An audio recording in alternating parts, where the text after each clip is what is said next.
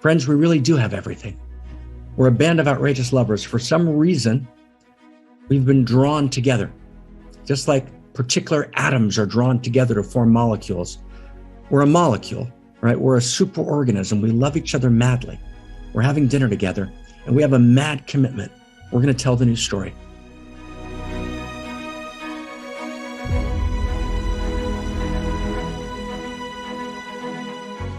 So just delighted to be together. And our intention is clear.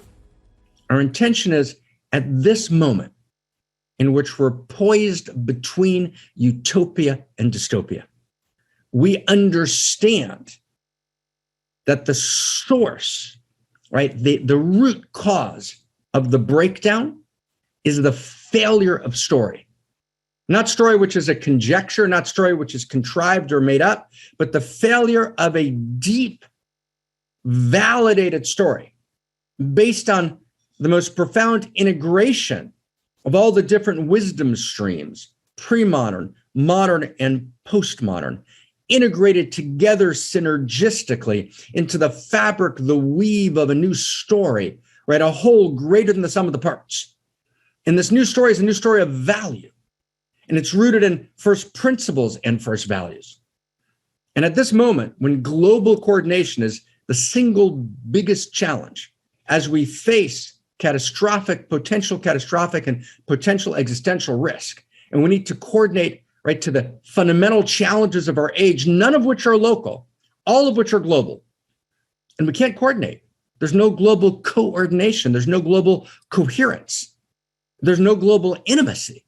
The reason there's no coordination or coherence is because there's what we call a global intimacy disorder.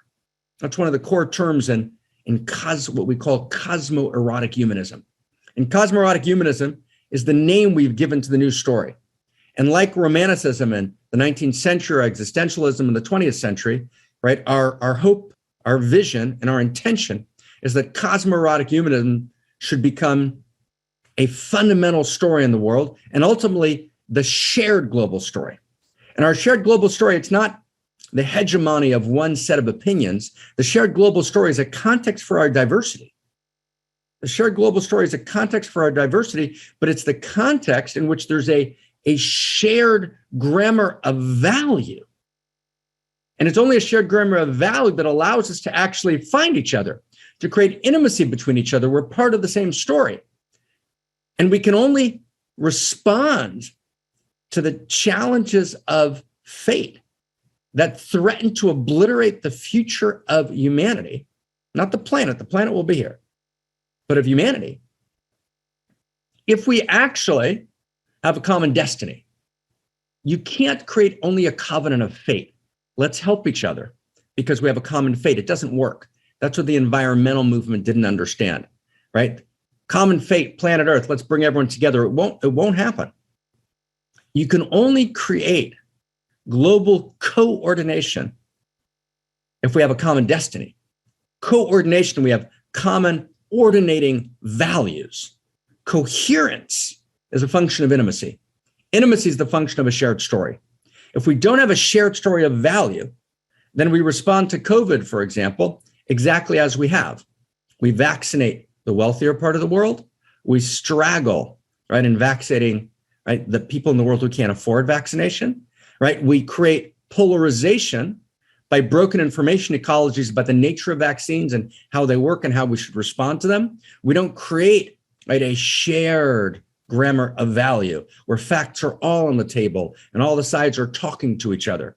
Polarization upon polarization, right? It's a strange moment when you have this pandemic, which is a virus that doesn't know national boundaries, and yet national boundaries and regional blocks actually completely divide between and against each other in dealing with this pandemic as if it could be handled country by country, which is obviously patently absurd.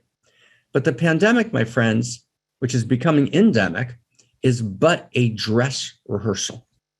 It's a dress rehearsal for real catastrophic risk. It's a dress rehearsal for real potential existential risk. And our very future is on the line. All of our present is on the line. Our commitment to receive the baton from the past, and to complete the great work of the past is on the line. So all of the past is on the line, and all the future is on the line. Right? All the future unborn generations have only one voice in the world, and that's us. So how do we respond? So what we're saying here is we can't just respond, friends, with good new infrastructure ideas or with good new social structures. We need, and these are words from Manfred Harris, right, a great social theorist, we need new superstructure, which means a new story, a new worldview, right? A shared grammar of value that's a context for our diversity. And it's only when we have a shared grammar of value, then we know, what does it mean to have a good life? How do we actually find joy? You can't split anymore. And this is the big sentence. This is a new way of saying it. And it's gorgeous. Then we're going to dive into this movie. You can't split anymore my personal story from the larger universe story. Does that make sense? I'm going to tell you guys a little secret, okay? But just keep this between us. Let me go to the chat box for a second. I'm going to tell you a secret now, but do I have a commitment, everyone, that you're not going to share what I'm about to say? Who's got a commitment? Anyone got a commitment? You're not going to share this? We good? Okay. So here we go. I like Westerns, like American Westerns. So I was exhausted the other day. I'd worked like 16, 17, 18 hours. It was an exhausting day. I couldn't quite sleep. So I turned on an old Western called Silverado, right? Silverado. It's a great Western. You got to see it. And the great thing about Silverado is that the structure of the world's okay, right? We're not worried about the structure, right? There's value in the world, and there's the good guys and the bad guys. And you've got the guys who stand for ethics and integrity, and they stand for goodness, and you've got the bad guys who are filled with greed, and it's all very clear who everyone is, right? And the good guys win. It was such a pleasure, right? Complete joy, Silverado. That's not where we are in the world today, right? We actually don't understand that actually, now stay close to me, it's not about which president, right? It's not about which president is at play. That's not how it works, friends. That's exactly wrong. It's not about who the bad guy is.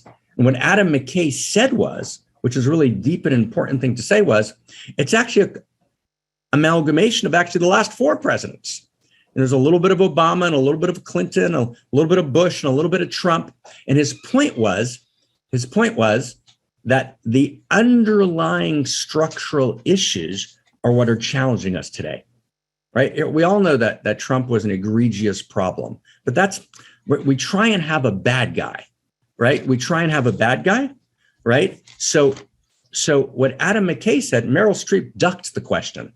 It was Adam McKay who said that actually is an amalgamation of, right, of all these presidents. Because the issue today is not actually which president. It's not a good guy, bad guy issue today. There's something broken in the essential narrative that's driving culture. We're driven by a success story. And the success story is governed by rivalrous conflict. And rivalrous conflict is governed by win-lose metrics. That's the story we all live in. Am I successful? Right? Not am I devotional? Not am I good? Not am I true? Am I successful? And that lives inside of us and in every department in every government, in every family, in every interaction, right? Between governments, between departments, between organizations, between sections of organizations, between sections of businesses. It's all win-lose metrics, all the way down, all the way up.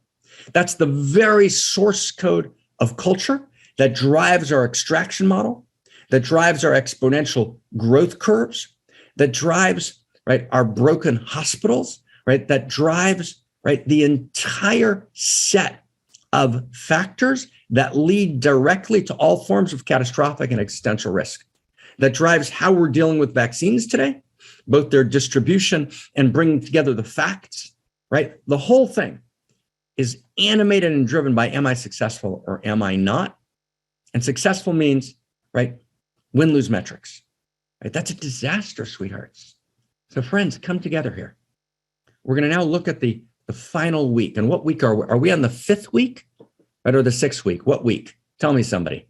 Okay, who's the 5th week? 5th week, thank you. We're on the 5th week of looking at Don't Look Up. And and this is this movie by Adam McKay. And we're not here to say this is what Adam McKay thought. That's not our issue. And I shared with you a few weeks ago that my friend Lana Wachowski made a set of movies, The Matrix, and Lana and I spent, many years ago, a night right at her apartment in Chicago with Karen talking about one of the movies he made. Actually, it was called then V for Vendetta. And I was saying to him, hey, this is what the movie means. And he's saying, no. And well, it doesn't matter that he made the movie. It's not about what the movie maker thinks. It's about what the movie says. And the movie often talks unconsciously. The movie culture finds its way and speaks through the movie, whatever the intention of the filmmakers are. So we're not interpreting this text, what was Adam McKay or the writers thinking. We're saying this movie appears in culture, and it's actually the invisible scenes, the scenes that are barely noticed, that speak, right, way beyond the, like, wow, right, way beyond, right, what the actual text says. So this is week 5. If you haven't been here up to now, that's totally perfect. Complete welcome. You can dive in right here. Now, I want to say one other thing. Okay, with permission, everyone, we good? Everyone good? We're here. We're alive. We're awake. We're ready to go. Right? We have a drum roll. Let's set our intention. Our intention is for the sake of the evolution of love. Our intention is we're ready. Right? We ask this question every week. Right? Are you ready to play a larger game? Who's ready to play a larger game? Are we ready to play a larger game? Right? We're ready to play a larger game. We're ready to play a larger game. Are we ready to act as revolutionaries for the sake of the evolution of love? For the sake of telling the new story of value as a context for our diversity, for the sake of responding and taking responsibility for the future. Oh my God. Okay, we're at a dinner party. Here's a dinner party. We're at a dinner party now, right? We invited everyone. We're all at a dinner party. Right? Welcome to the dinner party. Everyone here ready for the dinner party? We're going to be going to dinner tonight, right? We're going to end tonight with a huge conversation about a dinner party. Okay? So I brought a drink. Cheers, everybody. Right? Everyone got, if you've got a little salute or a l'chaim, you got a little food, right? Right? You can grab something from the refrigerator. We're going all the way. We're having a dinner party together this week. Okay? So who's got some food? Okay? So raise a glass. Let's raise a glass, everyone. Right? This is what Plato did at the symposium.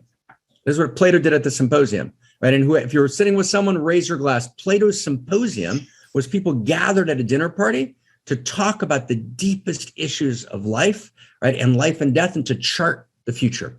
So here we are at our dinner party. We're at Plato's symposium, right? We're ready to go all the way, right? And we're going to cheers. We've got to drink a little bit. Okay. So here we go.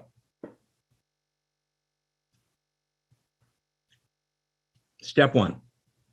Okay? Step 1. Now, what we're going to do, friends, is we're going to show a clip, then we're going to discuss the clip. Now, a little secret, today's 90 minutes, so I'm going to get to the 3 most important clips at the end, right? And I know that some people will have left, and I know that we have this sense in culture of kind of pop culture. I come in for an hour, I leave. I get that. But that's not the way to go deep. If you've got a schedule, of course, go. Blessings, mad love, obviously, right? My friends, some of them who did something called the intellectual dark web, right? Some I know, some I don't know, right? But they're colleagues. We're thinking together, right? In the intellectual dark web, right, the general clip is 3 hours, right? Because this is where people go deep, and they're getting huge amount of participation, right? Because people are tired of getting entertained for a few minutes. So we're not doing entertainment. Now, next week, we're going back to our usual, kind of 60 minutes. But this week, we're going kind of in and all the way. And we're going to leading up to the dinner party and the clips at the end. Okay? So in some sense, the way we're going to frame the conversation today, okay? I'm going to read you something, is we're going to look at who we are as a culture and who we are as human beings. And we know that by how we respond to death. We know that by how we respond to death. And how we respond to death is actually everything. It tells us who we are.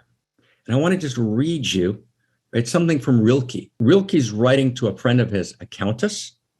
And, right, he says, our effort, I suggest, can be dedicated to this, to assume the unity of life and death, and to stop standing in opposition to death.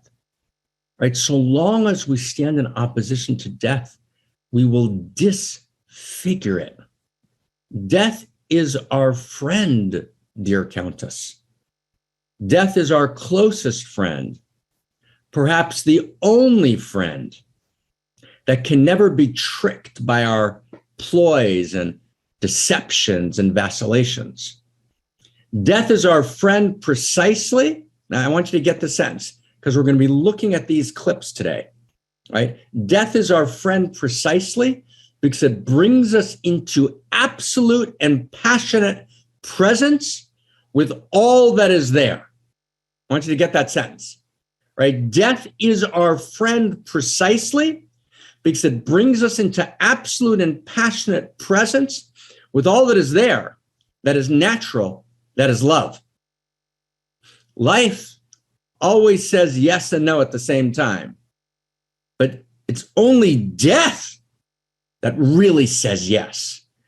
Death stands before eternity.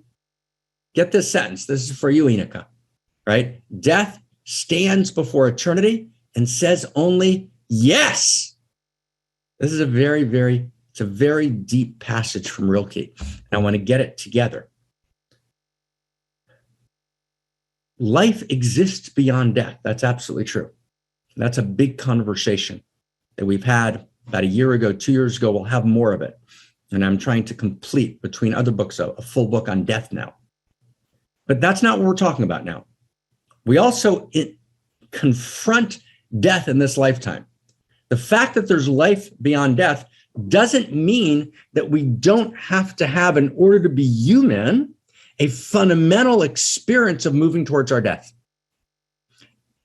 And instead of engaging in what Ernest Becker called the denial of death, it's only when I confront my death full on that I become alive, that I actually know who I am, that I know what I value. It's only when I confront my death full on that I'm able in any way to say a full yes. This is a very big deal. So when I confront the first shock of existence, which is when humanity realizes at the dawn of history, oh, the individual human's going to die. And when every individual human actually when you bring into your interior the knowledge of your death, that's when you're born. That's when you begin to choose deeply and choose wisely. That's when you begin to realize the full preciousness of your life and that every choice matters and that it's all wildly meaningful and alive, and you're desperately needed by all that is, right? It's a big deal. And when we confront the second shock of existence, not the death of the individual human, but we're now confronting today the potential death of humanity, then as humanity, we wake up and we have to actually claim who we are. What does it mean to be a human being? We can't avoid the issue anymore like we've done for the last 200, 300 years of modernity. Right? What does it mean to be a human being? What is value? What's intrinsically meaningful and not made up? What matters more than anything? And in some sense, whatever the movie makers thought, what the movie's about in its core is about these different responses to death. These are the different responses to death. So we have the Rilke quote, right, as our frame. And now let's take a look together, right, at the different responses that we have to death itself. And again, I'm going to start with, in a certain sense, the less important clips, but each one's important. But I want to go through them relatively quickly till we get to the key clips. But we're going to go specifically in order because these are sets of responses to death, which tell you actually, right, what is actually my philosophy of life? Who am I for real? What is society's philosophy of life? And here's the thing, it matters. It matters because actually each one of us matters infinitely and we're accountable. We're accountable means we count. And how we live our life and how we make our choices matters. It actually creates the next lifetime, right? What's going to happen to us, right? The next stage of our journey, we are the writers of the screenplay of the next movie of our lives. When this movie ends, we go into the next movie. That's the best way to summarize, right, the great traditions, right, of interior science. When this movie ends, we go into the next movie. What we're doing in this lifetime is we're literally writing the script for the next movie. Now, there's an enormous amount of interior and exterior sciences, right, to actually point out that actually there is this next movie. The next movie is not a belief. It's not a dogma, right? It's actual real information about the structure of reality. I've talked about that in earlier weeks. We're not going to engage that today. I'm going to take that as a given. But I want to kind of get the image. What I'm doing in this lifetime is I'm actually living fully alive and writing the text, the screenplay. I'm writing who I'm going to be. I'm writing my part, right? I'm writing the movie of the next stage of my life after death. That's shocking. That's like, wow. And so actually how we find each other today, how we step in, how we reach for wisdom, how we deepen, how we transform today, how we love each other today, right? What we're doing is we're actually writing the text, the screenplay of our next movie, both as individual human beings, but also as humanity.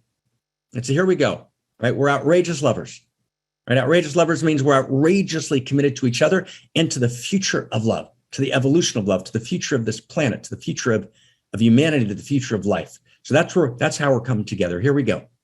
So what we're going to do is let's take a look at the first clip. This one's going to be super short. This is 9. Let's take a look at it. This is 9D. So as Christina Amlon brings up the clip, I'm going to tell you what 9D is about. Kate, right, who is Kate Biaski in the movie, who's Jennifer Lawrence, who's identified the comet and who's friends with Randall Mindy, right? Kate at the beginning of the movie has a boyfriend, okay? And there's like 4 scenes with her boyfriend and what he goes through. And what you're going to see is there's a moment where he realizes that humanity might die. And let's look what that moment did to him. Because what it's all about is in each one of the scenes we're going to see is how I respond, right, to that place where I can no longer deny death. Death has broken through. I know the skull grins at the banquet. What does that knowing, what does that realization do for me? Scene 1, coming at you. But oh my God. That prick! I'm told that you've written a book about your past relationship with Kate DiBiase. Funny you should say that. I'm actually working on that right now. It's going to be called Brush with the Devil. Let's just get what just happened, okay? So the first scene, Kate's going out with Philip, and she actually tells him on the way to the show where she's going to share with the world, that's the beginning of the movie with DiCaprio, they're going to share with the world that the comet's coming.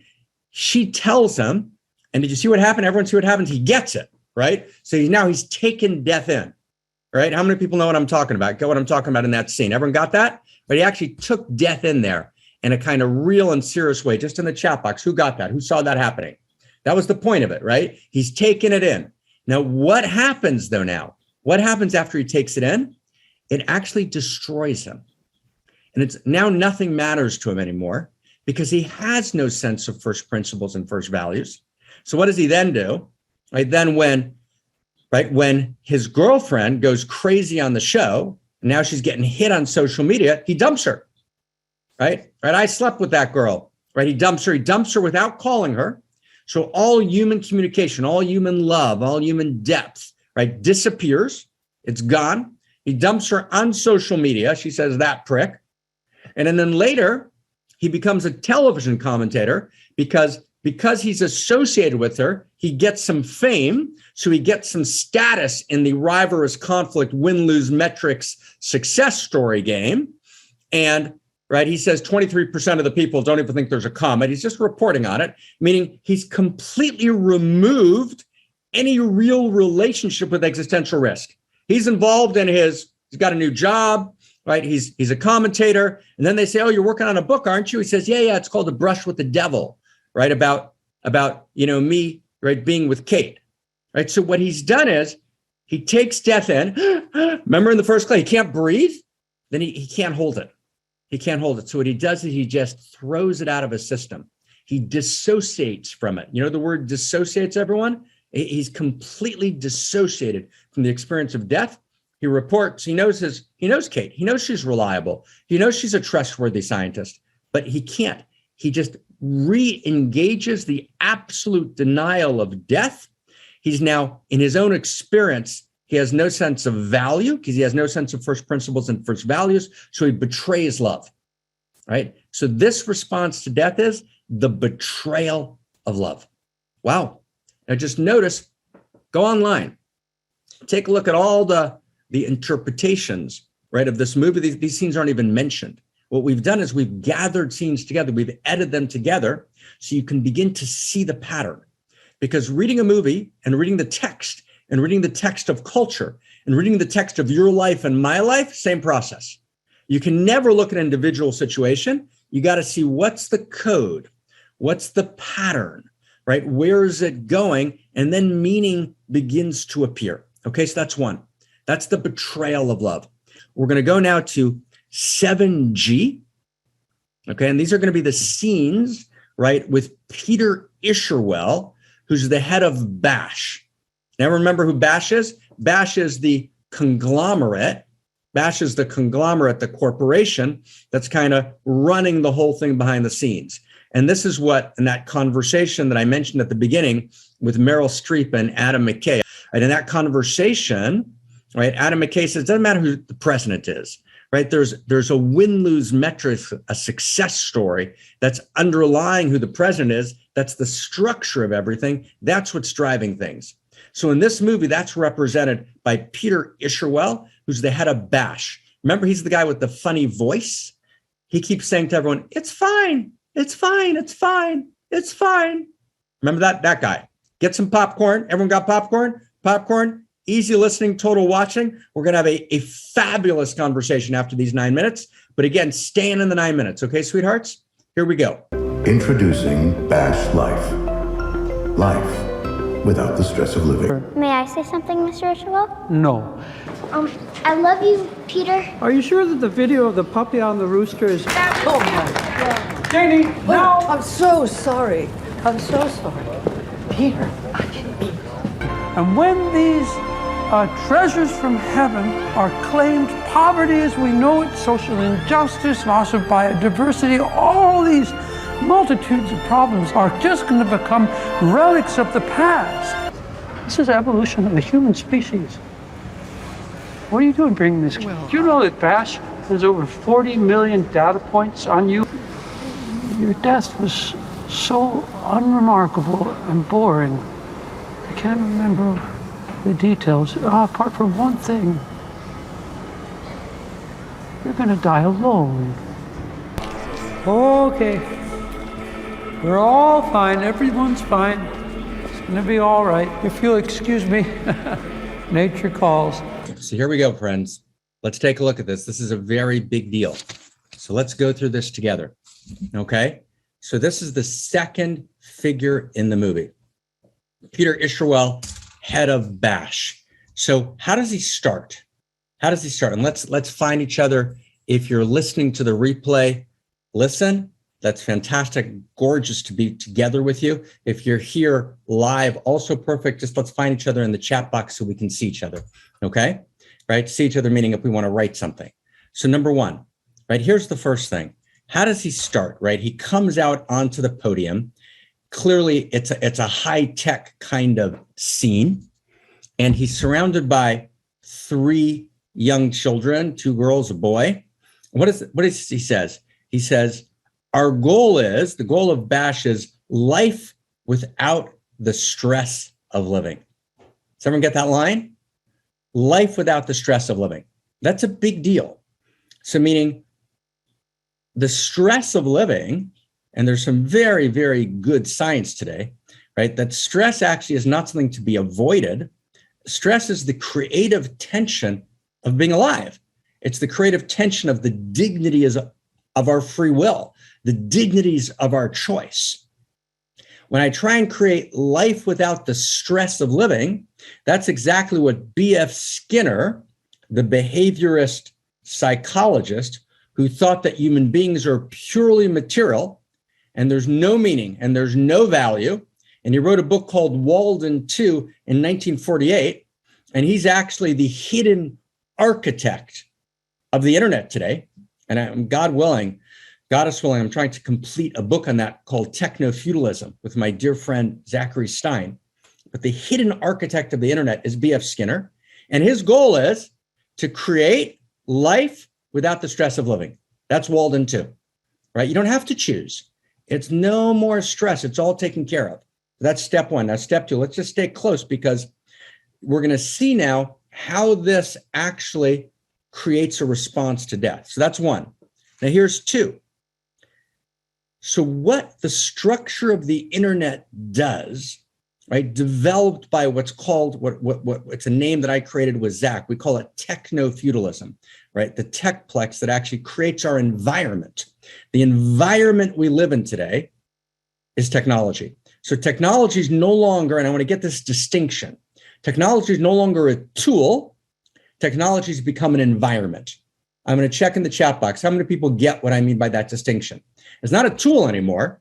It's an environment. We live in that environment. We can't afford not to live in that environment. And the younger we are, the more we live in that environment. So my son, age 11, Zion, right? He lives in that environment, but we all do in certain ways. We're all forced to in certain ways. We're all engaged.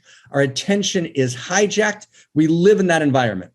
So this environment, what it does is, step three, it hijacks human values, commodifies them, uses them for manipulation, right? And actually, B.F. Skinner writes in his book, Beyond Freedom and Dignity, he says, we control human beings because they're manipulable, means we can manipulate them by manipulating their interior experience. And B.F. Skinner wasn't evil, by the way. I want to get this is very important. He wasn't evil.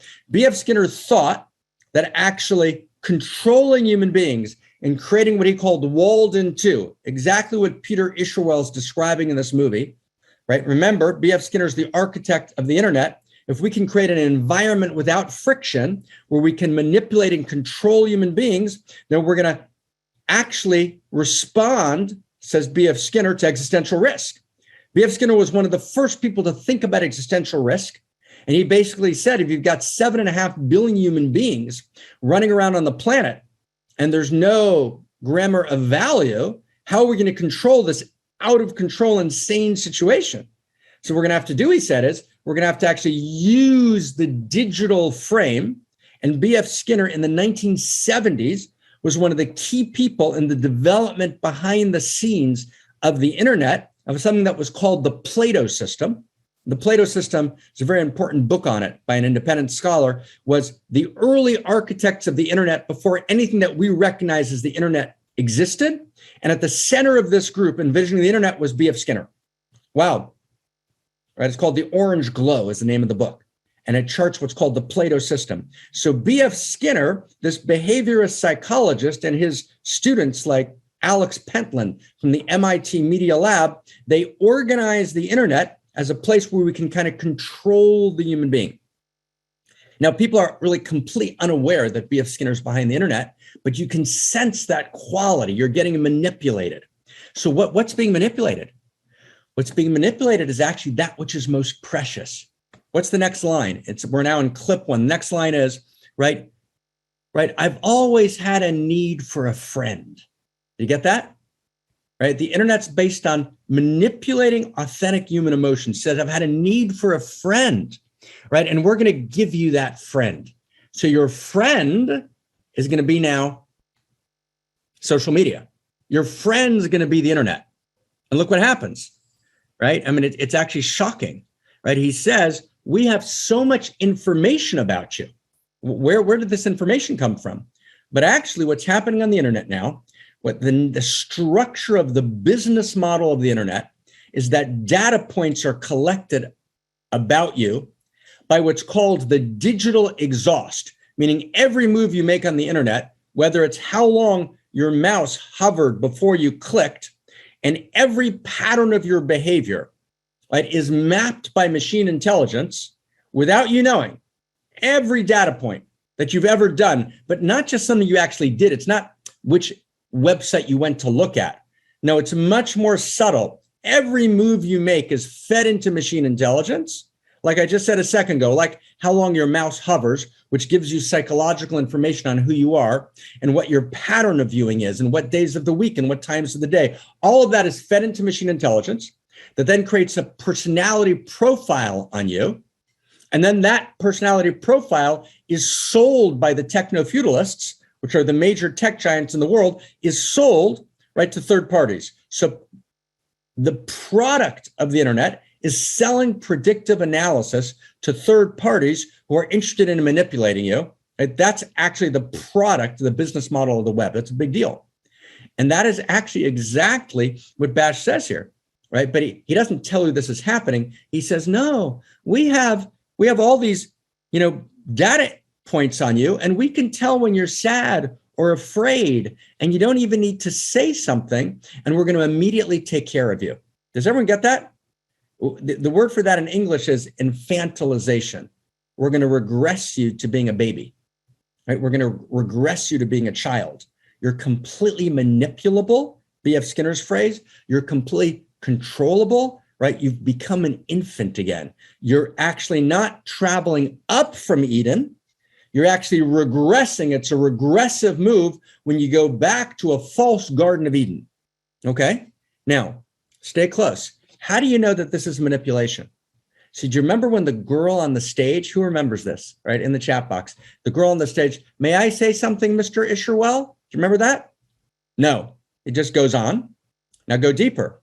Then after they come out of the stage, and why are those three children on stage? Anyone, why are those three children on stage? One word. Why are those three children on stage? Manipulation. Does everyone get that? Manipulation. Right? And but cute means, in other words, we're going to appeal to your sense of children and innocence to manipulate you. Right? So it's a false innocence. Right? Exactly. Now, stay close. Then, as soon as they get out, win-lose metrics, power and profit, what does the person who's working for Bash say to them? Put your phones back. They're not yours. Right? So that's right. Power and profit. And then the girl says to Mr. Isherwell, who remembers? Chat box. Who remembers what the girl says to Mr. Isherwell? Anyone? Who remembers? I love you. And I love you. And that's what we're going to be talking about today, right? We're going to talk about when we get to the last three clips, it's going to be all about I love you. And what is his response, right, to the girl who's the goddess? She's the innocent 10-year-old goddess. And she's looking at him with those eyes. And she's saying, I love you. What's his response? He can't even hear. Did you get that? He can't even hear her. There's no response, meaning he doesn't dismiss her. There's no conversation, meaning there is no friendship, meaning the entire thing's a manipulation, meaning there is no love, right? Those are just words used, right, to hijack attention. He literally, right, can't even hear her. Okay, so that's clip one. Now, let's take a look for a second. What's clip two? So clip two is, right, anyone remember in the chat box, clip two, right? They're going, what's clip two? I don't remember what clip two is. This is the moment in which the mission is launching. Does everyone get that? The mission is launching. Mission is launching, right? The nuclear warheads can actually 1,000% take down the comet, right? And as they're launching and everyone's excited and the copter is, yes, we've got 85% success in the mission, right? What does Isherwell say? Can I have a word with you, Madam President? And she doesn't respond immediately. And then his voice gets harsh. Then the mask drops. Who catches what he said? Janie, now. Everyone catch that? So, oh, I'm sorry, Peter. So now where's the power? The power is not with the president. The power is with the win-lose metrics success story that's operating behind the scenes, no matter who the president is. The issue today is structural. We won't change it by changing a president or a prime minister. That's actually, democracy today has become very much a distraction. We think we're voting, right, for new directions. We're not. There's very little difference between the major powers, right? What's actually at play is what's the structure that's driving the whole thing. And that's the point of that scene. Now, what does he do? He actually stops the mission, right? The missiles turn around. Clip three. Now we go to clip three. Okay, clip three.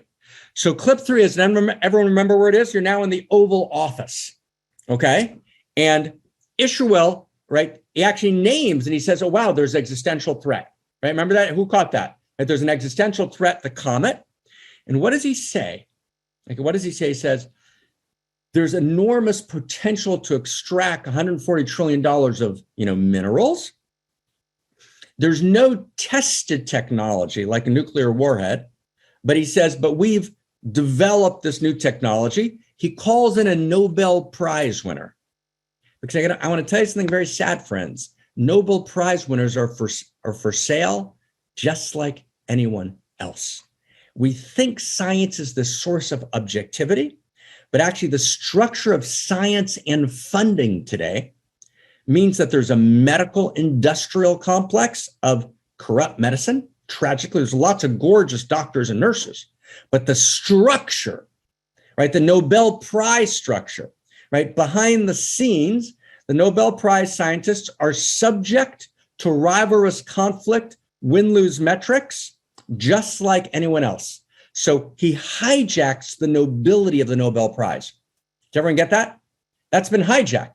We think if we hear Nobel Prize, what are we supposed to think? We're supposed to think credible, true, fact, trustable, reliable, which is why Isherwell says twice, right, in that speech, Nobel Prize. And then the Nobel Prize winner actually gets up, the woman, and we think, oh, feminine must be good. No, it's not feminine or masculine. We don't need more feminine values or more masculine values. We need more feminine and masculine values at a higher level of consciousness, right? Does everyone get that? So she speaks, and very persuasively.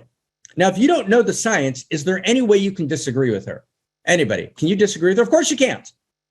Of course you can. So what do you have to do? There's no way you can disagree with her. So what do you need? You need trust. But trust is exactly what's missing in this movie, right? The 3-star general, you remember in a clip we saw a couple of weeks ago, sells snacks in the White House for $20 when they're free. The point is the core structure of trust, which is based on first values and first principles, has completely broken down. Okay, now what happens? Now, as he's making the presentation, the kind of music comes on, right? So it's very soft background music. And he says, now stay close. He says, treasures from heaven. Who caught that? Remember that? Treasures from heaven. And then he gives this great speech, and I'm going to introduce a word here, utopian speech. Now, this is actually exactly accurate. The leaders of high tech today, of techno-feudalism, are speaking in a utopian language. So there's a utopianism. We're going to change the world. We're going to reshape the world, right? Right? You start actually to believe Isherwell, you're drawn in, and then he gives this big utopian speech about these great utopian values, right? And biodiversity is going to be restored, and suffering and inequality are relics of the past. Now, there's actually no connection. Stay close. There's actually no connection between actually getting the $140 trillion, which will be then controlled by Bash enterprises, and solving any of the great existential problems. But the techno-feudalists, right, they disguise, right, the win-lose metrics through utopian rhetoric. Did everyone get that sentence? Now I want to get even closer. And in some sense, they may believe their own utopian rhetoric, but it's utopianism sans, meaning without first principles and first values. Does everyone get that? And it's if you don't have first principles and first values, you're seduced by your own utopian rhetoric. And there is literally nothing more dangerous than utopianism without first principles and first values. Who are the two, who's, let's say, the one greatest example in the 20th century of a utopian without first principles and first values? 3 tries. First, let's say top 3. Top 3 would be Mao. Mao, right? Mao, the head of China for 30 years, right? Who was responsible for more genocide than any other leader during that time. And it's the entire movement of communism is utopian. It's utopianism, but it's utopianism, right, without first principles and first values, or the Khmer Rouge, Pol Pot in Cambodia, right? He's a utopian. But when a utopian moves without first principles and first values, you get slaughter. And when the utopian's not, Pol Pot, who has limited power in Cambodia, but the utopians are young men and women who grew up in schools without first principles and first values, like Mark Zuckerberg at Exeter Academy in the United States, where I've had the privilege to give a number of talks and talk to hundreds of students, right? Where Exeter Academy is built on the statement that there are no intrinsic first principles and first values. It wasn't originally built that way, but that's what's happened there in the last 30 years. There's no longer first principles and first values. Mark Zuckerberg comes out of Exeter. Larry Page, Sergey Brin come out of Stanford, right? So this is post-modernity without first principles and first values, gets married to enormous power of the techplex, driven by unimaginable power gains and profits, which then reach for value by becoming utopians, but their utopianism itself is not grounded in value. Does everyone get that? Does everyone get that? That is exactly where we are today. That's exactly where we are. It's very easy to miss in the movie. And I don't know exactly what the intentions of the movie makers were, but clearly this is the script that culture, right, is putting out today in order to kind of tell us to pay attention. Now let's get closer. Let's get closer. It gets even more dramatic. Let's go to the fourth clip. Who's with us on the fourth clip? Okay, this is the fourth clip. What's happening in the fourth clip? Now, DiCaprio is now at the center at Bash. We're now preparing the mission to use these technologies, right, to actually split the comet, right, into 30 different pieces. Do you ever remember that scene? Just give me a yes in the chat box if you remember that scene, just so we're together. Okay, remember that scene? Okay, now what happens in that scene? It's actually quite unbelievable. So what DiCaprio, which Dr. Randall Mindy, says to Peter Isherwell is, he says, I'm a little worried that you're not following a peer-reviewed process. And Dr. Inez and other people have been fired who've actually challenged, right, the science behind this attempt, because that's what happens, right? The scientist with integrity gets fired, which is why most scientists who want to support their family and want to have, right, their own status and their own win-lose metrics don't challenge. And that's exactly what happens. And at this point, there's this incredible moment in which DiCaprio, Dr. Randall Mindy, says to Peter Isherwell, he says, I hope you're not treating this like just like a business, like as a businessman. Does everyone remember what happens? And then he gets furious. Isherwell's mask drops and he says, right, you think you're calling me a businessman? Right? He gets nasty. He says, you know me? You think you know me? You don't know me. I am speaking for evolution. You ever get that? That's a utopian, right? Evolutionary, I said this to my dear friend Barbara Marx Hubbard many times. Evolutionary thought without first principles and first values is the most dangerous thought in the world. It produces social Darwinism. It produces eugenics. It produces Pol Pot. It produces today's utopians in the techplex that have created not just the tools, but the environment in which we live. And this is where the revolution has to happen. So let's see what happens. And he says, you think you know me? Now stay close. He says, Bash has 40 million data points on you. You got that? Wow. He says, I know what you are. I know who you are. Now, how many people in the chat box, how many people can get the meanness in that, right? The mask is dropped, right? There's the sense of technocracy, technocratic control, right? There's a sense of complete dissociation, right, from what it means to be a human being. And he said, but then he says something very important to Randall. He says to Randall, he says, I know what you are and who you are. You're a lifestyle idealist. You think you're motivated by ethical beliefs, but you really run towards pleasure and away from pain. Wow. Now, friends, stay close, stay close now. Is he right about Randall? Yes. At this moment, he's right, but stay close.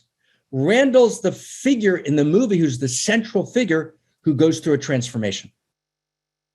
Okay? So there's certain people in the movie who don't transform. They remain who they are.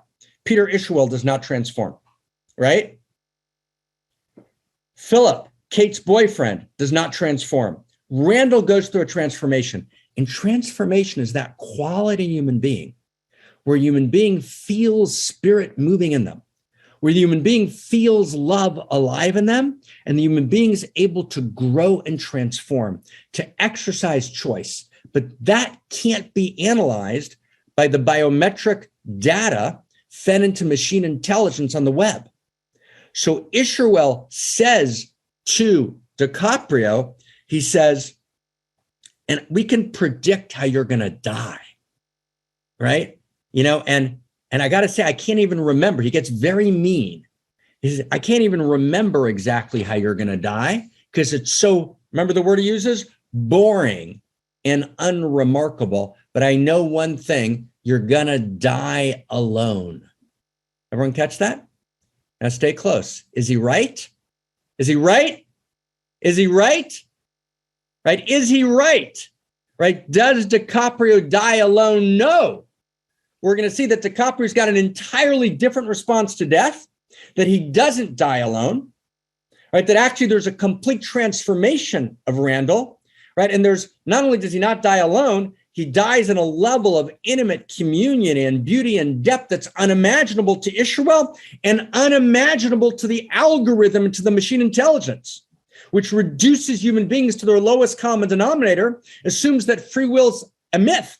Alex Pentland, MIT Media Lab, key hidden student. He doesn't acknowledge his relationship to B.F. Skinner, right? Writes an essay called The Death of Individuality, where he says individuality is a myth and free choice is a myth. It's not real. He gives a talk at Singularity University 4 years ago. He says, we all know here, we're the tech people, we know free will is a myth. Wow, this is real. Okay, so it's a shocking, right? It's a shocking understanding, right? And then what happens in the fifth clip, friends? In the fifth clip, the last clip with Isherwell, right? They're now in the control room at Bash. The mission is failing. And what does Isherwell do? He hasn't changed. He's completely consistent the whole movie. Win-lose metrics, rivalrous conflict. He's got a ship set up. He's going to go to Mars with Elon Musk. Right? He's going to go to another planet. He's going to get off the planet. And who can afford to get off the planet? Only the elite. But everyone else can't afford to get off the planet. Win-lose metrics, he says, it's fine. It's fine. Oh, nature's calling. I'm going to take a break and I'll be back. Right? And he walks out on planet Earth. Does everyone get that? He walks out on planet Earth. Wow. Okay, so that's a set of clips. Now, we brought the clips together to be able to see it clearly. Okay, now stay with us, friends. What we're now going to do is we're now going to cut to, at this moment, we're going to cut to what actually did happen, dear friends. What actually did happen, right, in this incredible moment, right, when actually they're not able to avert the comet. But I want to get this now. This is completely wild. It's how do I respond to death? So we're about to go to the dinner scene. We're about to go to the dinner scene. But before the dinner scene, we need to see something else. So I want to introduce you to one other figure who doesn't change throughout the movie. Okay? I want to introduce you to Brie. Who remembers who Brie is? Brie is the television commentator, the woman, right, who has this affair with DiCaprio. And we're going to come to her scene. It's a critical scene. Who's in? We're ready to go all the way here?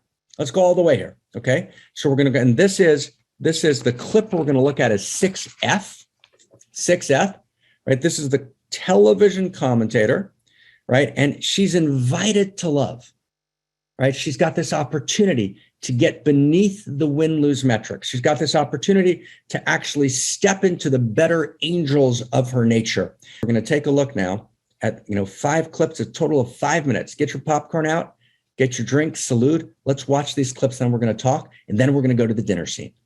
Okay, here we go. Oh, tell me we're all going to die. Do it. We're all going to die. Oh, boy. I have slept with 2 former presidents. I speak 4 languages. About 2 years ago, our family dog, Jojo, died, which was really, really emotional. I can't remember crying that much ever. And I finally got my my Star Wars poster signed by Mark Hamill. Et les anges s'envolent vers le ciel. That French? You still there? No. Honestly, I think I'd just rather drink and talk shit about people. Let's take a quick look. All right. Who's together here? Let's take a look. We're about to get to the key scene, but it's really important to see these along the way because these are the characters in the movie who don't change. They're consistent throughout. Okay. Now, here's the thing. This is the key, right? They're in the hallway, right? They're in the hallway and she grabs him. It's kind of the beginning of the kind of sexual encounter.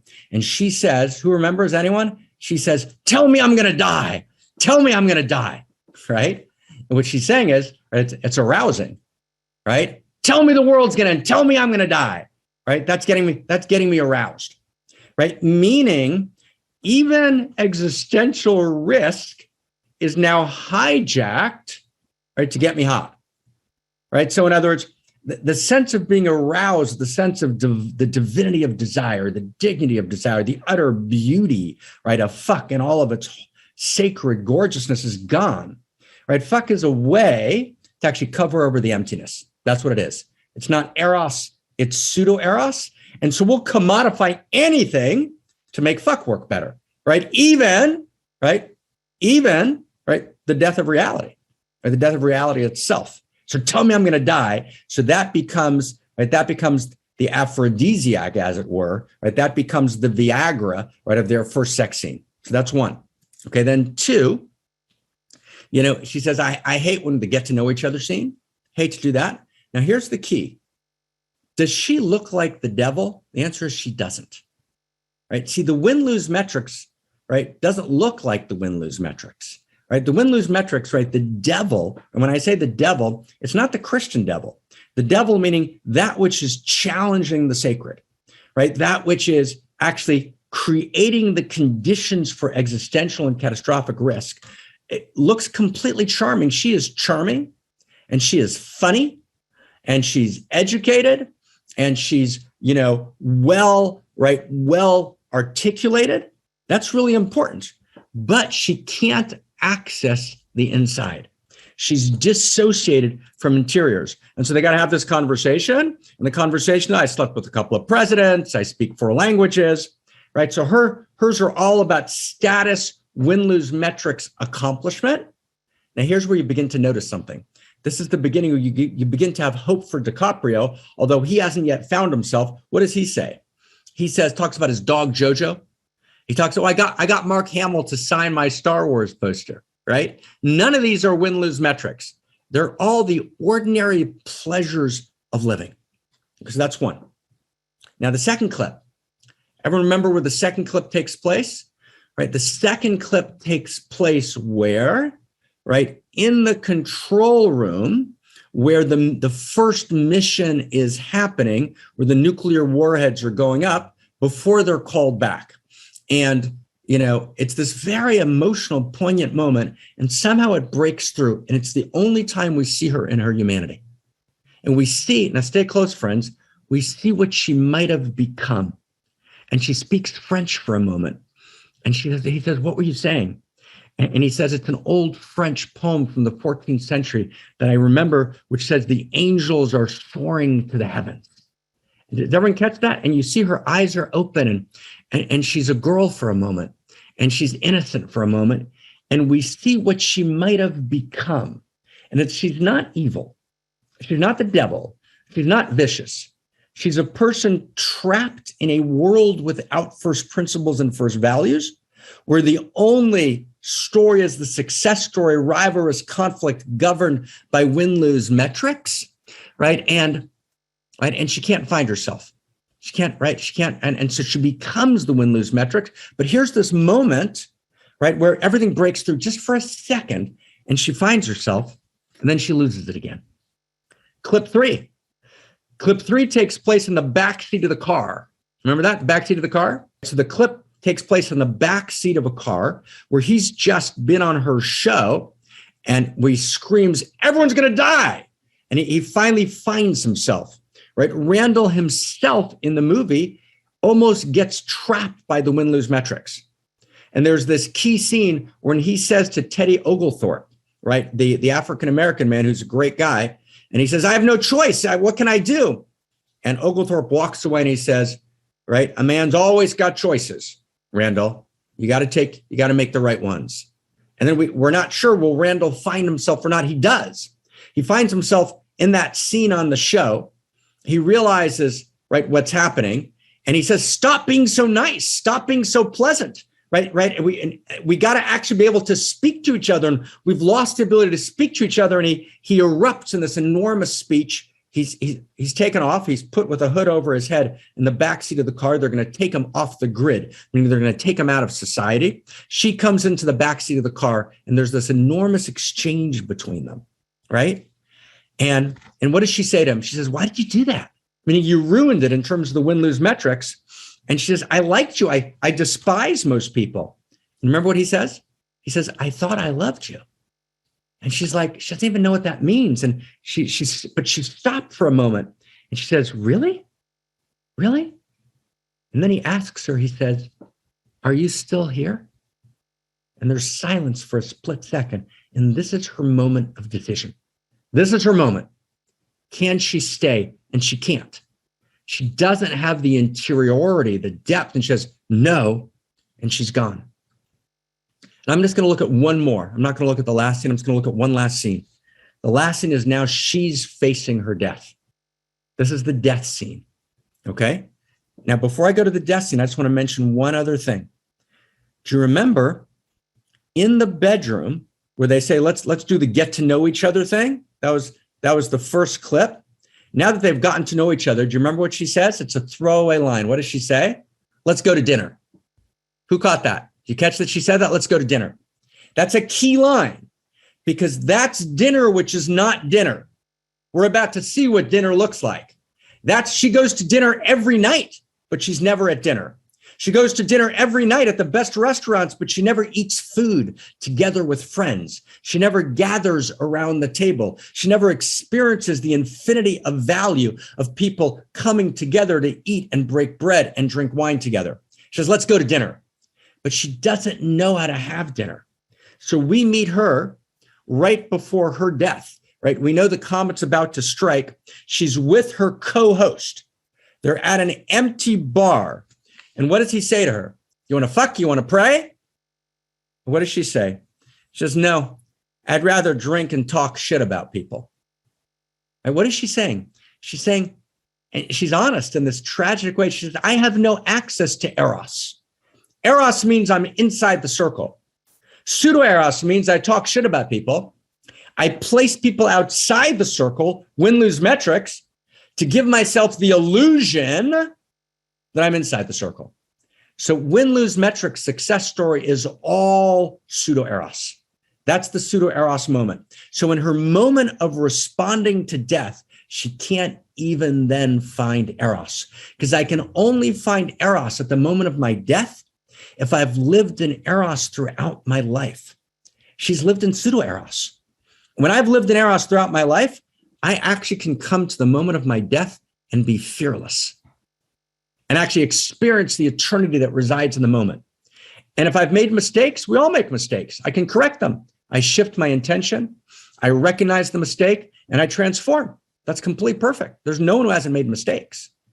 But she can't transform. Randall is the figure who transforms in the movie, but Peter Isherwell can't transform, right? And Philip, Kate's boyfriend, can't transform. And Brie can't transform. They're monological figures who are linear stick figures who can't transform.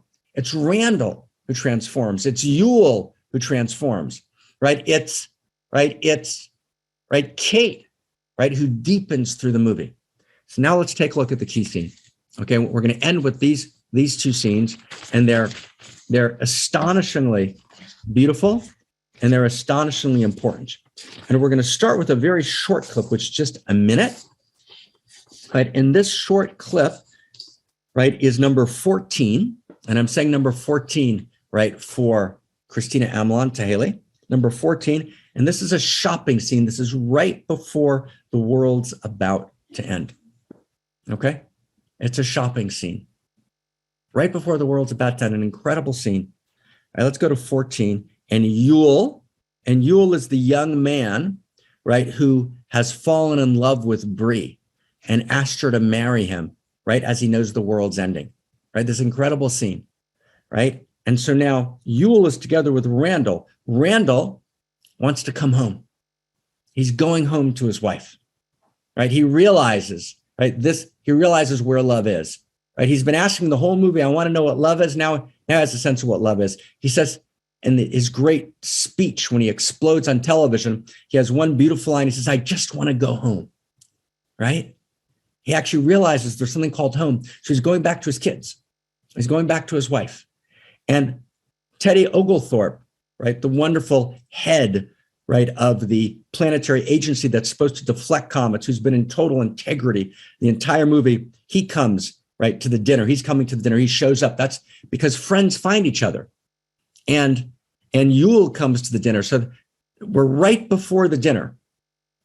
And the dinner's going to be a gathering, not of family, but of evolutionary family, right? The dinner's going to be a mix of biological family and the close friends that we're actually walking together in evolutionary family. And you want to be not just with your biological family. At the moment of your death, you want to gather the people that matter. You're with your evolutionary family. So we're at this shopping scene 1 second before we're about to gather for dinner. So let's take a look at the shopping scene 14. It'll take just 1 minute, and then we're going to see the last scene. Find some, what are the little potatoes called? The tiny ones? Fingerling potatoes? Yeah, Oh, I fucking love fingerling potatoes. let's get finger. So we just got 2 more scenes after this, but this is the, right? Stay close here. So what happens? So they're shopping. Yule together with Kate, right, and Randall. And what are they excited about? They know the world's, right, it's all about, we're right before death. They're going shopping together. And he says, do you like those little potatoes? I love those potatoes. Right now, those potatoes, they're ordinary. They're the beauty of ordinary life, right? Addiction, and we live in a society which is addicted to cover up the hole. Addiction is the inability to get pleasure from the ordinary pleasures of life. That's what addiction is. That's the definition of addiction. The inability to get pleasure from the ordinary pleasures of life. Enlightenment is the Zen master, for example, at the Japanese tea ceremony, who's ecstatic with pleasure drinking tea. Right? You get that distinction? The distinction between these 2 archetypes. So there's a moment in which we're all enlightened, right? The moment we're all enlightened, if we know how to meet it, is when death presses us into life.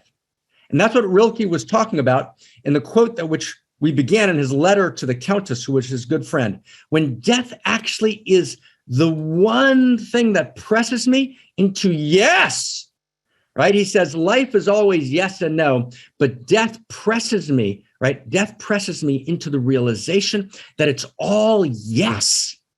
It's all yes. Fingerling potatoes, yes, right? Oh, it's the wild salmon, right? It's not the farm-raised salmon, yes, right? We get the yes, and then the contrast, right, is to there's this prayer, right? Remember that in the earlier scene, right, her co-host says to Brie, you want to fuck or you want to pray? She doesn't even know what that means. Now here, Janie Orlean asks her son, do you want to offer a final prayer?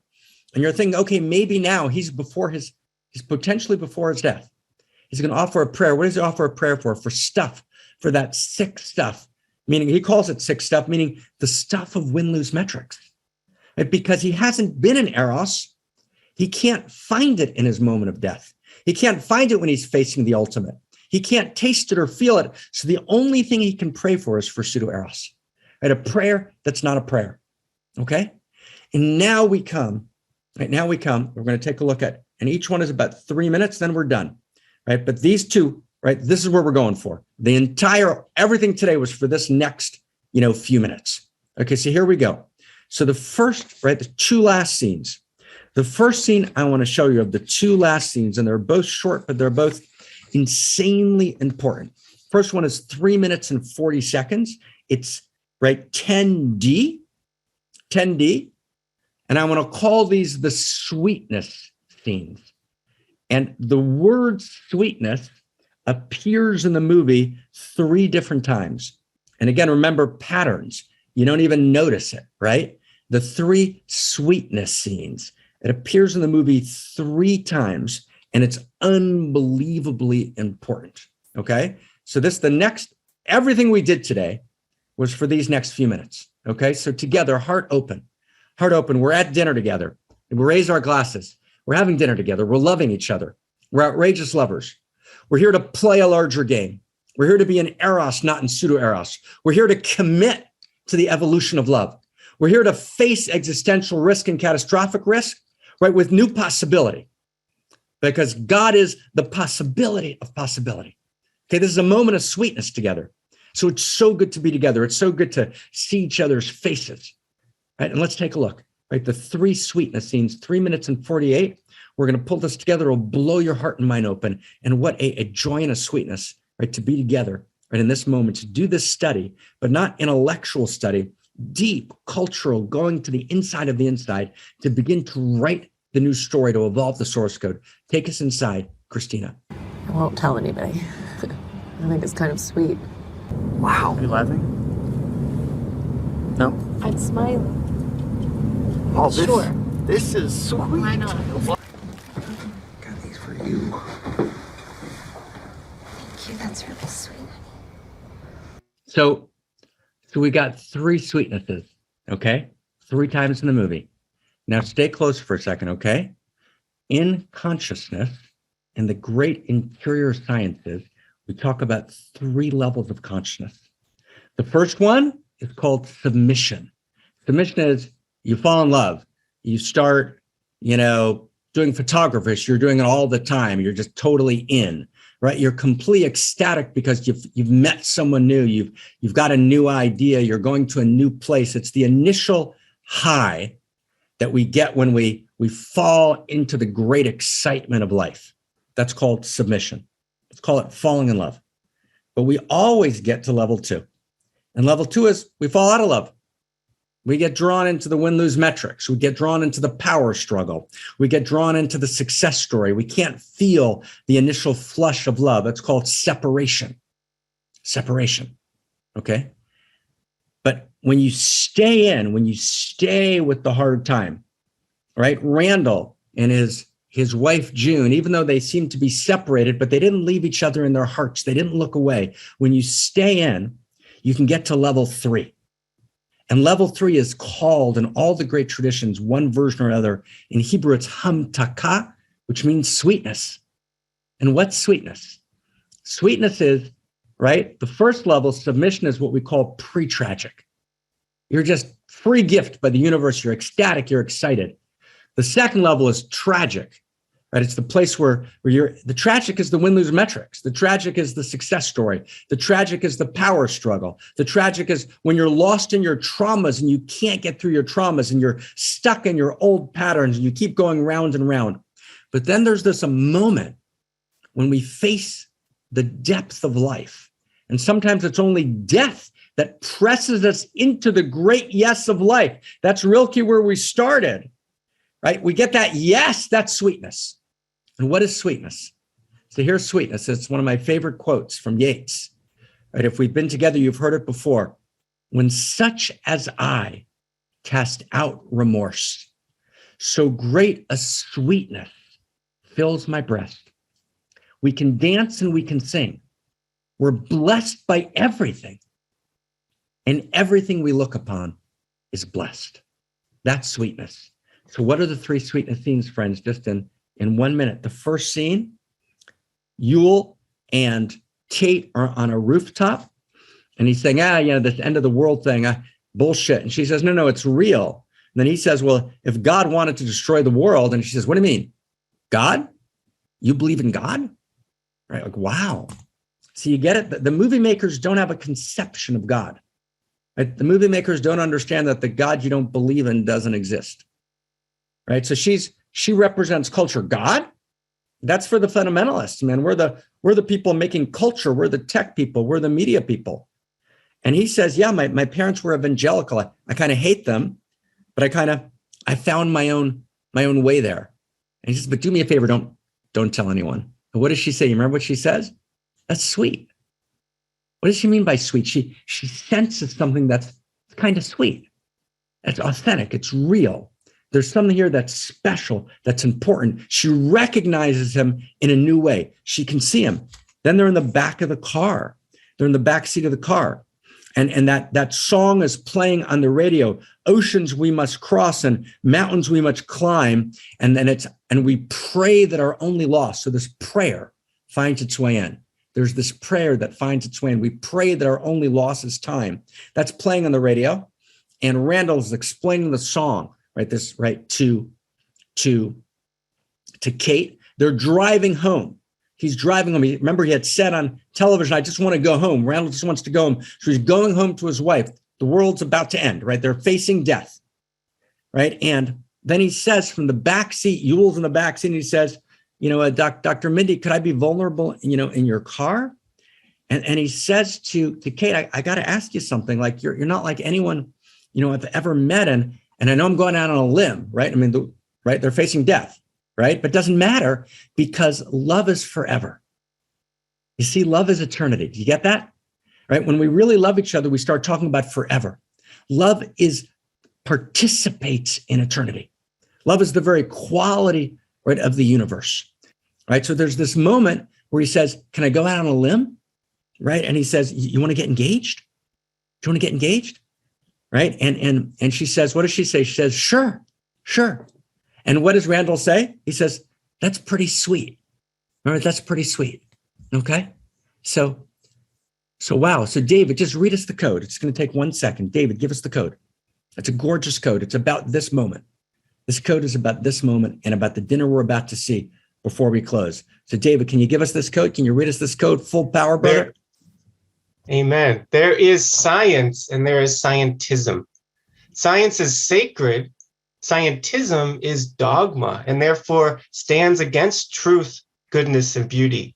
There are some dogmatic physicists who claim without basis the impartiality of the universe. But the deepest integration of the interior and exterior sciences reveal that this claim is exactly not the case. The universe is partial to love. Love is backed by the universe. But it is deeper. Love is the universe. Who I am is revealed by our sacred creed, which we recite at the moment of death. We say, I love you. And this itself is the evolution of love. Oh my God, right? Everyone get that? So in other words, the movie, right, is made, right, by the win-lose metrics culture that's lost a vision of a deeper vision of value. It has a caricature of value, which is pre-modern, and a caricature of God that's pre-modern, right? And we haven't articulated a new source code, right? And so the claim is not of science, but of dogmatic scientism. The universe is empty. It's impartial, and that's not true. The universe is not impartial. The universe is partial. The universe is partial to love. And actually, when you stand for real at the moment of your death, you know that everything matters, and you know that there's a forever beyond that moment. And he's feeling into the forever. Even though, right, Yule is facing his death, right, when he steps into love, he has the experience of forever. So even though there's only a few hours left to planet Earth, he says, could we spend more time? Isn't that a wild set? Isn't that gorgeous, everybody? And I don't think the movie makers even quite got it, right? It was cute, but it's more than cute, right? There's a deeper voice, right? Let's spend more time. Let's spend more time in eternity. And eternity is not time that goes on forever, as Wittgenstein already pointed out to us. Eternity is beneath time, right? Eternity is beneath time, and it's right here. And when we step into love, we step into forever. And it's the experience of love itself which tells me that we're going to all get together again, that it's not over when it's over, right? Love tells me it's an anthropological knowing of forever, of eternity, of the space beneath time. And so even though, again, there's a few hours left, he can completely, seriously, and gorgeously, right, look at Kate And he says, are you laughing at me? She says, no, I'm smiling. And it's the first time in the movie we see her relaxed and in her full radiance. She's the goddess in her radiance because she's being loved. Can we spend more time? Could we get engaged? And then Randall says, he doesn't know anything about submission and separation and sweetness that you and I we're talking about here, but he gets it. Culture gets it anyways. He says, that's pretty sweet. Right? That's hamtaka. That's sweetness. Right? That's level 3. That's the eternity that resides in a moment. And that's death that presses us into the great yes of life that only death reminds us of. And finally, right, the third clip, right? He comes home and he's at the door and he's facing June. And the last time he's seen his wife, June, was in that hotel room scene that we saw earlier when she throws his pills at him. Says, you take care of Randall, right? And he says, right, what do you say? I mean, can we have dinner? And she looks at him and she says, yes. And they start to talk, right? As the viewer says, I'm so right. And he says, I got you flowers, right? And what does she say? She says, sweet, right? That's so sweet. And she understands that those flowers are not about lasting forever. They're again about those flowers are the eros of cosmos. What is a flower? A flower is beauty that seduces the bee to pollinate the flower, right? To spread life. That's what a flower is. It's the seduction of beauty for the sake of life. So he gives her flowers because he understands not only even in the face of death, especially in the face of death, I understand that the flower, like the eros, the seduction towards life, right, is everything. And that overcomes everything. He says, right, she says, that's so sweet. That's so sweet. Right. And they hug each other. And she says, I missed you so much. I love you. I missed you so much. And then she says, and by the way, when we were in college, I fucked that guy. Right. It's like, wow. Okay. Now we're ready for the final scene. And everything today was for this last scene. Okay. So this is the very, very last scene. The last scene we're going to do today. This is the end of the movie. We're going to take a look, right, together, right? It's only 4 minutes and 20 seconds. And we're going to finish with this 15E. This is the dinner scene. Now remember the dinner scene. Remember earlier, as we said a few minutes ago, when Brie is in bed with Randall, she says, okay, let's go have dinner.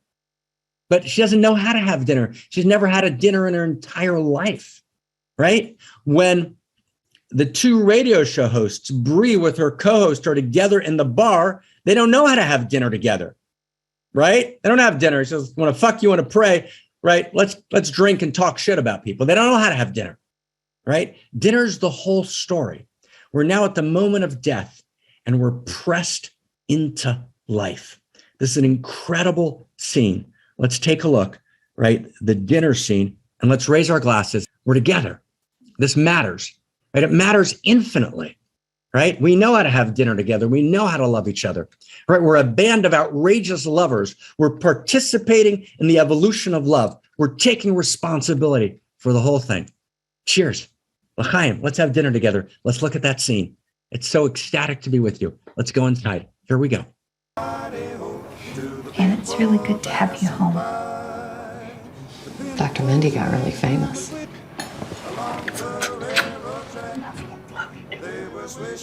I'm thankful for that night I fell asleep out in the backyard. Woke up face to face with a baby deer. I remember that. Yeah. Grateful we tried. Most of all, Lord, we ask for your love. The thing of it is we really did have everything, didn't we? So there we are, right? What does she say? June says, it's really good to have you home. Now, from the perspective of the win-lose metrics, should that matter, friends? Home is like 4 more minutes, right? What do you mean it's really good to have you home, right? Is this ordinary love? Is this some status and security where I've got you home? There's 4 more minutes to the world, friends, but it's really good to have you home. And it's actually true. It's really good to have you home because we're in the eternity that resides in the moment. We're underneath time. We're in value itself, right? And, right, there's this moment where his son says to him, oh, Dr. Mindy got really famous. But actually, when I'm facing death, fame, which is one of the currencies of the rivalrous conflict win-lose metrics, it's a joke.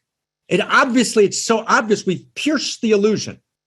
We actually get it now, right? And what does Randall say to June and June say to Randall? Say, I love you, right? I love you, right? And our sacred creed is what we say at the moment of our death, right? And today we actually understand something in the world. We might still say a particular mantra in Hinduism. We might say a particular formula in Buddhism or in Judaism or Christianity about Christ, about Shema Yisrael. But actually our shared sacred creed is I love you. And I've shared with you before, right? When we recovered the phone transcripts from the World Trade Center, when people had a few seconds left to live, what did they say when they called home? They didn't say any of the old sacred creeds. Everyone said to each other, I love you, right?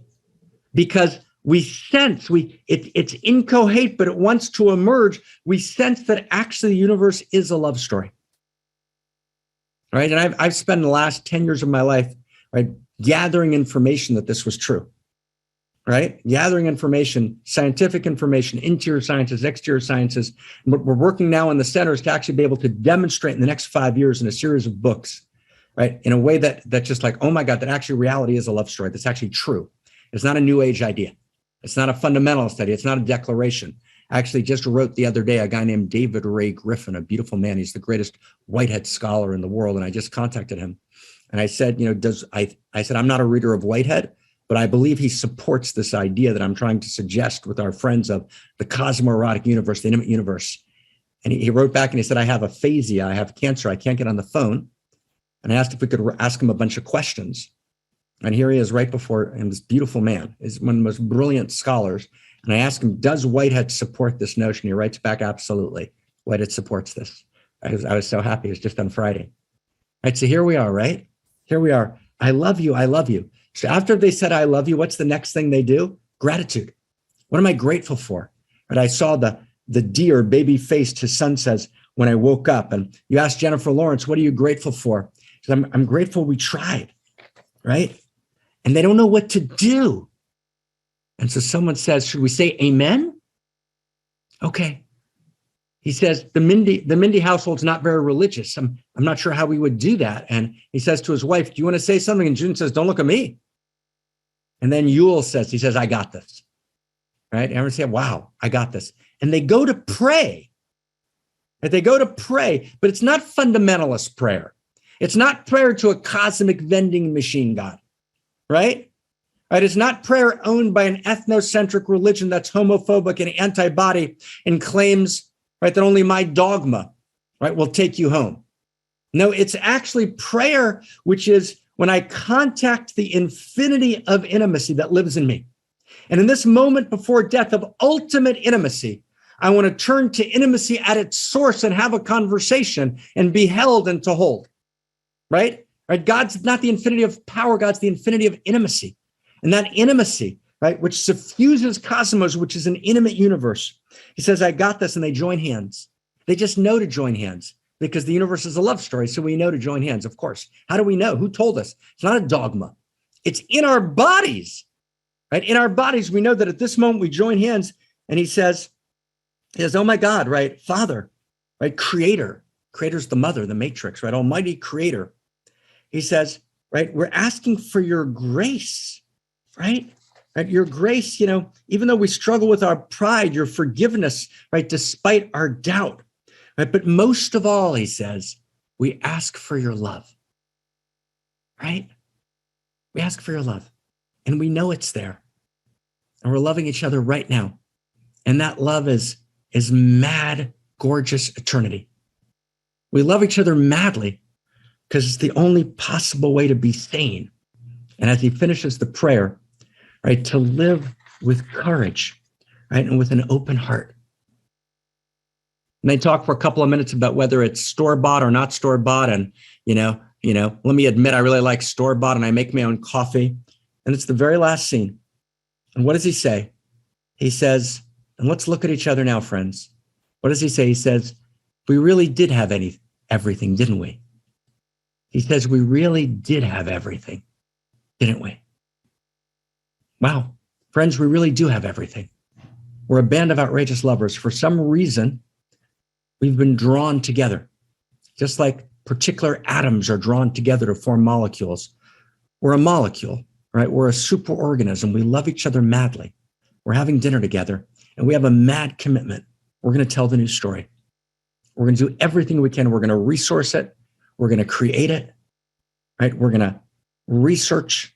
We're going to search. We're going to love each other. We're going to write. We're going to tell a new story at a Darwin level, at a Freud level, where we actually bring together all the truths of the interior and exterior sciences. We call them the tenets of intimacy. And we're going to share that story. We're going to share that story as Jesus shared his story. We're going to share the story as Abraham shared his story. We're going to share a story as Lao Tzu shared his story. We're going to share the story as Buddha shared the story. And we're going to be Buddha together. We're going to be Abraham together. We're going to be Jesus together. We're going to be Lao Tzu together. And we're going to be Abhinavagupta together. We're going to actually say, right, it's not over. The story hasn't been told, right? There's a new story to tell, and it's ours to tell. And we're going to tell it together with every fiber of passion in our being. Oh my God. So welcome, everyone. Welcome home. Welcome to dinner. Welcome to dinner.